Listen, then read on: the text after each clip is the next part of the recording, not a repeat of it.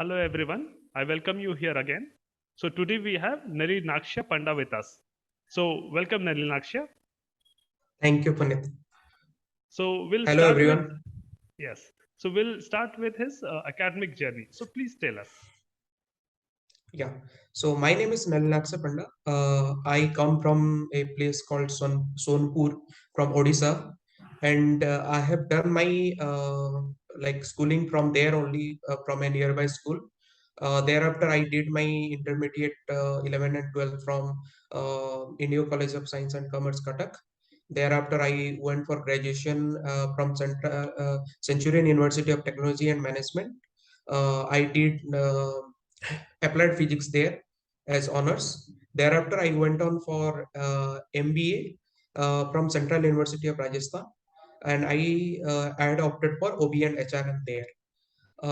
Thereafter, I during the time of MBA only and during my graduation itself, I had little inclination towards teaching and research. That's why I was like after the MBA also I didn't uh, try much for the jobs and all, and I didn't opt for the placement and all. Thereafter, I went and joined two colleges back in Odisha in Bhubaneswar and Cuttack, and I taught there for around 1 year. And thereafter, I got an opportunity to join as an academic associate in IIM Indore. I got that call in 2019, and from I completed my MBA in 2018 June, mid 2018, and from 18 to 19, I was planning to uh, get into this research field and all. So I started up thinking, starting with the academic experience, going some colleges and teaching there. Thereafter, I cleared in between that I cleared the UGC NET exam also in management, and then I joined. I am Indore as an academic associate. So, those of you who don't know about the academic associate position at different IIMs, this position generally a position where you get to assist faculty members as their help in the sense like you need to help them in preparing course outline, let's say identifying and collecting the reading materials for the per particular course, then developing teaching notes, or checking or grading the quizzes and term or assignments also. So marking class participation, CP, you might have heard of it. So marking class participation with the professor, you need to be sitting inside the class, and you mark class participation inside the inside those sessions. Then the most exciting part of joining a teaching associate or academic associate position at IIMs is that you get to know how a course is designed, and how lectures are delivered at a higher level like IIMs and IITs level in a reputed institution, reputed B school, how codes are made and how it is delivered, basically. So I would say those of you who are in a beginner stage and planning to do a PhD in management or any field of the management, to be particular. So maybe you would be thinking of finance, accounting, or marketing, or decision science, or any of the field in management. So in HR or OB. So I would suggest, if you don't have much experience of a B school, then it is the best position to be in, I would suggest. So in that position, you get to know how different subjects are being taught and how a course is designed, and then you also get to help the professor in their research work, and independently also you can do your own research. So that is the biggest thing I would say for a uh, candidate who is planning for going for a planning to going for a research career or something. So I am saying this because this is the place that has taught me the most I have learned throughout my career. Because coming from a tier 2, tier 3 sort of colleges, if you are like a little bit of reluctant about like how would I cope with the top B school standard and all, then I would suggest this is the best place to be, and this is the best job you can opt for just after your MBA or masters before going to PhD. So after I am Indore, there I was there for 1.5 year till May till June 2021. Thereafter, I got a call from I am Bangalore. So there also I joined as a teaching associate or academic associate only. There also the like roles were same, and I got the basic idea of management and my special domain like HRM and organizational behavior. I got to know more about it at Indore, and literally started doing research when I joined IIM Bangalore. There, in teaching associate post, what you do is that you will be assigned to a particular faculty, whom you will be assisting in their coursework and all those things, teaching their courses, and in return you will get to learn a lot of things about research and academia. So while being an academic associate at IIM Bangalore and IIM Indore, I had actually applied for PhD and in different institutes like let's say IIM Rohtak or a few of the other IIMs also, and also I had applied for IITs. And last year, during this 2022 admission session, I had applied for XLRI. So right now I am doing my PhD in Human Resource Management in XLRI. Okay, that was quite informative. So, do you want to share something about the selection procedure at XLRI? How was your interview or any kind of experience you want to share? Yeah, definitely. I would love to. So XLRI has a uh, quite robust procedure like all the other IMs also. So what is their criteria of selection is that they select through basically through JET or GRE or UGC NET or JRF or GMAT sort of all this sort of you should at least have a score of all this any of these, and then and there you will have to present an SOP. After you apply there with the scorecard, there are basically let me tell this thing as well. The basic eligibility criteria is you should have a master degree or a BTech degree or something 4 year bachelor degree. Then thereafter you are eligible with a career marking of around 55 to 60%. Right. So in terms of admission process, XLRI takes like three routes. There are three routes from where you can get into XLRI. The route one is JAT, that's the Xavier Aptitude Test. So either you can appear for Xavier Aptitude Test to get admission for FPM. The route two is UGC, NET or JRF, or maybe GMAT or GRE. CAT is not accepted here because Xavier XLRI has its own test. They don't accept the CAT score. So if you are planning to do a PhD at XLRI, maybe you should write JET or UGC NET or JRF. That would be better, I would say, for Indian participants. And thereafter, like the route three is if you have an MBA degree from a reputed institute, a reputed B school. Like if you have a degree at IIM or any of the IIM or IITs or maybe FMS Delhi or MDA Gurgaon or XIMB Bhubaneswar or TIS or IRMA, this sort of MBA school you like B school you must be aware of. If you have an MBA or PGDM degree, 2 year course degree from there, you have a certificate, then only you can apply without any score. So these are the three routes through which you can apply. So after applying there, you will get a call for interview. Generally, you get a call for interview like within few days. So this process generally start during the chat, like right now it is on, I guess. So this process generally start at around August, September till January, this application process. Then thereafter the chat exam will happen. Then they will select and shortlist candidates. Then they will call you for interview.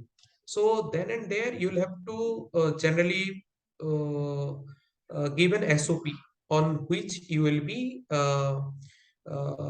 like on which you are interested in doing your research. Basically, SOP means statement of purpose, or so where you need to mention like you write a short paper.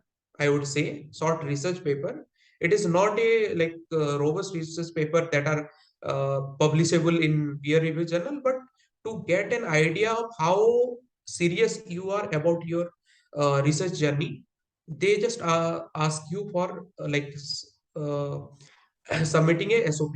So in that SOP, what you need to mention is that there should be a title of that SOP, like what is the broader idea that will be captured through that title. Then you will have to write the introduction, like why you are interested in that topic and what is the thing there. And then what is the problem statement, like why you are particularly interested in those area or that topic. Then little bit of literature review. In terms of literature review, I would suggest citing around 8 to 10 papers is enough. If you have cited around 8 to 10 papers from reputed peer reviewed journals, then that would be enough for ASOP. Then you'll have to propose a research methodology through which you want to conduct that research. And then you will have to write how you are going to collect the data and all. Then what would be the implication of your what would be the probable findings and what would be the probable implication of your research. So in research implication you need to write theoretical implication and practical implication. Thereafter you need to cite, give the reference section where you need to list down the articles that you have referred. So this is the basic SOP format. Okay. And thereafter, uh, Yeah, yeah, yeah, yeah, yeah. tell me. Please continue. So yeah, so thereafter there is a they will ask you to generally as due to the COVID situation, I had appeared online through Zoom only. My interview was through Zoom only. I had actually applied for both OB and HRM at XLRI, and I had got call for interview in both the area, and I opted like they selected me for HRM, and that's why I have joined here as a HRM fellow. So during the interview, whatever the SOP that you have prepared or that you have submitted, you need to like present that SOP in a PPT format. So in that PPT, generally what you do is that you have your title and like your details, your name and all in the front page. Then thereafter a little bit of introduction, your research question, a little bit of research methodology, and like what are the like data collection methods and whatever you are trying to propose, and then potential implications. So during that process of presenting that paper, they would give you roughly around 10 to 15 minutes or 20 minutes at max. So during that process, whatever you have mentioned in your SOP and whatever you have mentioned in your like form, you need to go through it thoroughly, I would suggest, because they would pick a point and start asking you questions. Because during my interview, as I recall, that time what happened is that I had mentioned that I have done my graduation in applied physics from Centurion University of Technology and Management, right? So they started asking question from little few question from the my graduations also, like few physics related question. They would not they would not ask you like very deep knowledge level questions. They would just ask you little bit of conceptual question that they know, basically, I would say. So and whatever you have mentioned in your PPT, That is because that is directly visible to them. You need to be sure about what are the words that you have used. So do you, like for example, let me say you have written that in your research methodology, for validity and reliability I will test this, I will test that thing, I will do a qualitative research or quantitative research, or I will do a triangulation where I will go for qualitative research, then conceptualization, or then I will collect data through and do an empirical study and triangulate those results and all those things. Then from there onwards, whatever you have mentioned, based on that, they will pick one points and they would ask questions. So you need to be prepared for that, for your interview basically. So that's been my experience. And like let's suppose you mentioned qualitative research or quantitative research, they would ask you what is qualitative research, how do you do that, what are the methods involved in qualitative research. Then maybe like if you list down few methods, they would ask you is like about something about a particular type of method.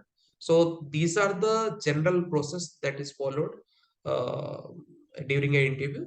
And Okay. thereafter, like I think I have covered almost all of the thing. Yes, that was quite informative. Thank you so Yeah. much. So usually what happens? Most of the scholars who complete their research journey, they either go for academics or corporate. So we want to know Yes. about your career aspirations. What do you think about your Okay. Okay. career goals? Okay. So I actually wanted to like inform a little bit more about the PhD journey during that 4 to 5 year, if I may. So I would like to include that part Yes, also, please. it Yes. because it would be informative for them. So after you get a call from institute, you generally like join like any other program.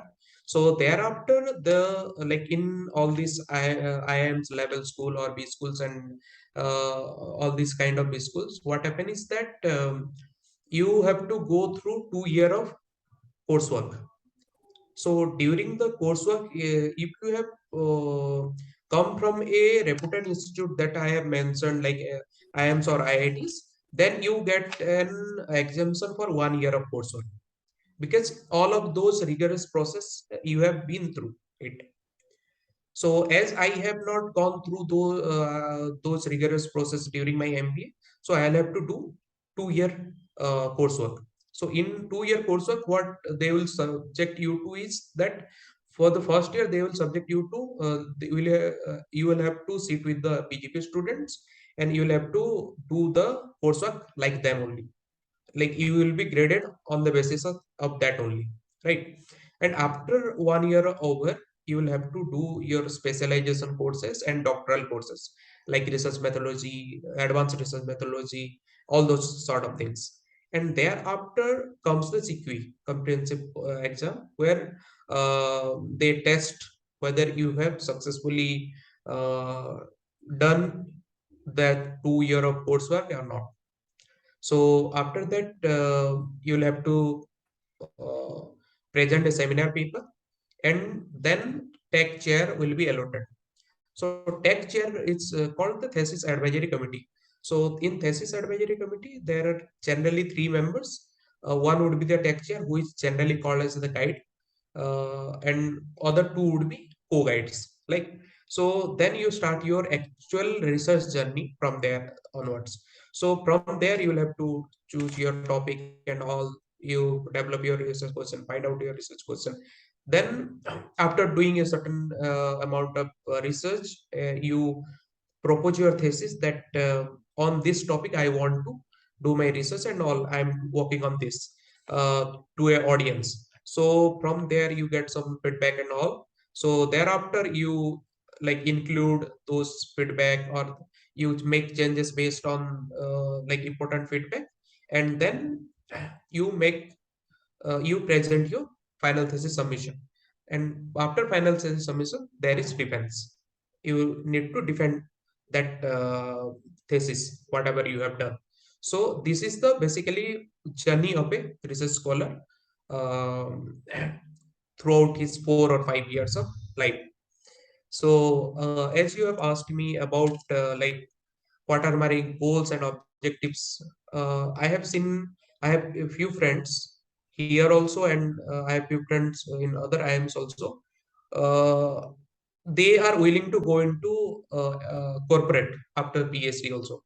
So it is not mandatory for someone to get into academia only after doing a PhD, because there are several companies like let's say Accenture or some consulting companies, PwC and those, who generally hire PhD scholars because they prepare a lot of reports, they do a lot of data analysis, they put you through different consulting projects. That's why they require PhD scholars also. That's the opportunity for a PhD scholar after PhD in corporates, I would say.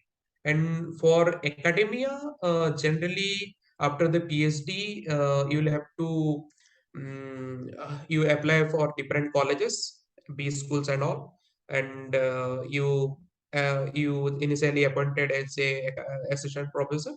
Then after like accumulating some sort of knowledge and some sort of experience, and after certain publication there are certain limits to it, certain expectation to it, then you get promoted to associate professor, then professor level. That's the basic like path after a PhD. Yes, thank you so much. That was quite informative. Is there anything else you want to share with the viewers?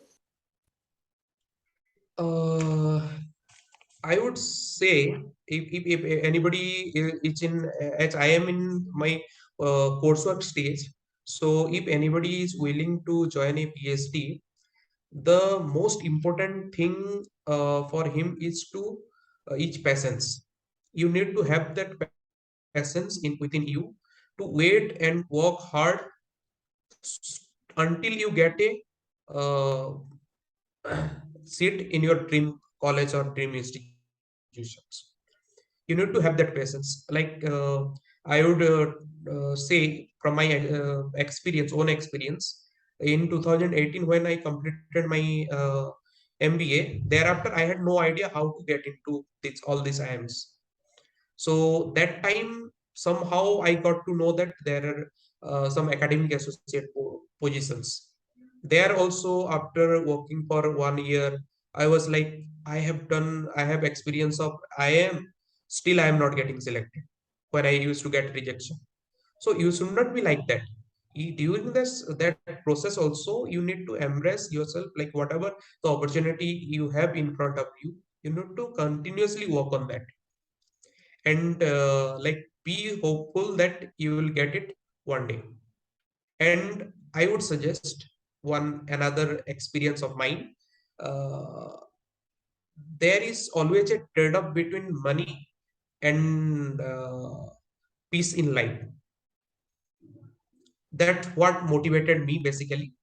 If you are going into corporate, you will get lot of money, you will earn lot of money, I know, but to do a PhD, you need to sacrifice that money mentality, and you will have to switch into a orientation where you are searching for knowledge.